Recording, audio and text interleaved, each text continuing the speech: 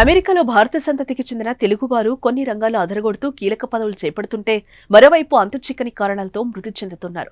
తాజాగా మరో ఘటన ఆలస్యంగా వెలుగులోకొచ్చింది.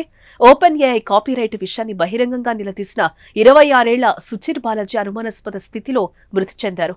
శాన్ ఫ్రాన్సిస్కోలోని తన అపార్ట్మెంట్లో అనుమానాస్పద స్థితిలో చనిపోయినట్లు శాన్ ఫ్రాన్సిస్కో పోలీసులు ధృవీకరించారు. ఓపెన్ ఏఐలో 4 ఏళ్లుగా రీసెర్చ్ అనలిస్ట్ గా ట్రైనర్ గా పనిచేసిన సుచిర్ ఆగస్టులో ఆ సంస్థ నుంచి బయటకొచ్చాడు. ఓపెన్ ఏఐ కాపీరైట్ కు పాల్పడడంపై చాలా కాలంగా న్యాయ పోరాటం చేస్తున్నాడు. ఓపెన్ ఏఐపై న్యాయ పోరాటం చేస్తున్న క్రమంలో సుచిర్ అనుమానాస్పద స్థితిలో మృతి చెందడం పలు అనుమానాలకు తావిస్తోంది.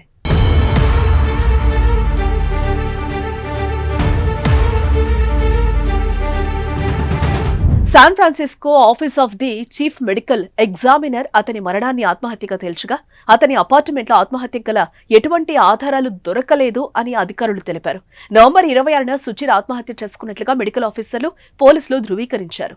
26 ఏళ్ల ఈ టెకీ గత నెల అక్టోబర్లో న్యూయార్క్ టైమ్స్ కి ఇచ్చిన ఇంటర్వ్యూలో artificial intelligence and open AI copyright చట్టాన్ని ఉల్లంఘించడంతో పాటు దీంతో ఉన్న సవాళ్ల గురించి ఆందోళన వ్యక్తం చేశారు.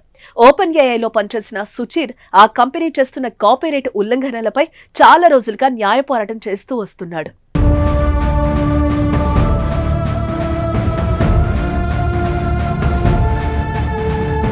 వివిధ వెబ్సైట్ల సమాచారాన్ని వినియోగించి ఓపెన్ ఏఐ చాట్ జీపీటీ లాంటి జనరేటివ్ మోడల్ కు ట్రైనింగ్ ఇచ్చిందని, ఇది కాపీరైట్ ఉల్లంఘన కిందకు వస్తుందని గొంతెత్తాడు.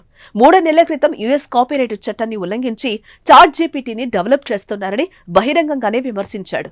2022 చాట్ జీపీటీని లాంచ్ చేసిన తర్వాత ఇదే అంశంపై పలువురు రచయితలు, జర్నలిస్టులు, ప్రోగ్రామర్లు ఓపెన్ ఏఐపై న్యాయ పోరాటం చేశారు. ఓపెన్ ఏఐ $150 బిలియన్ విలువైన కంపెనీగా ఎదగడం వెనుక కాపీరైట్ ఉల్లంఘనలు ఉన్నాయని అప్పట్లో పెద్ద ఎత్తున విమర్శలొచ్చాయి. ఇదే అంశంపై 2023 అక్టోబర్లో న్యూయార్క్ టైమ్స్ కి ఇచ్చిన ఇంటర్వ్యూలో సుచిర్ చాట్ జీపీటీకి ట్రైనింగ్ ఇస్తున్న సమయంలో వివిధ వ్యాపార సంస్థలు, ఎంటర్ప్రెన్యూర్స్ కు సంబంధించిన సమాచారం వాడుకోవడం వారిపై ప్రతికూల ప్రభావం చూపిందని, ఇది సస్టైనబుల్ మోడల్ కాదని అభిప్రాయం వ్యక్తం చేశాడు. సుచిర్ మృతి పట్ల ఎలాన్ మస్క్ సహా పలువురు ప్రముఖులు సంతాపం వ్యక్తం చేశారు.